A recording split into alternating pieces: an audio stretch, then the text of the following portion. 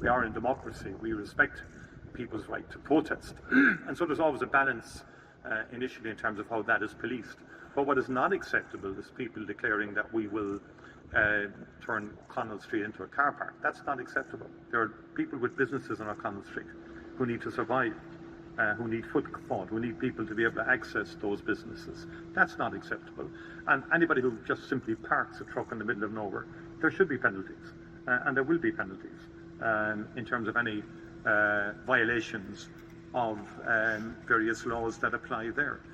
But I think, in my view, and in the government's view, it's unacceptable that we would have motorways blocked, that we would have main arteries of the country blocked, particularly when government has engaged in negotiations with the nationally properly constituted representative organisations. We cannot operate on any other basis. We engage with bodies that are properly constituted, that are representative nationally of various sectors of our economy and of our society. And we accept fully and understand the pressures that people are under because of rising fuel prices. That's why we acted 2 weeks ago.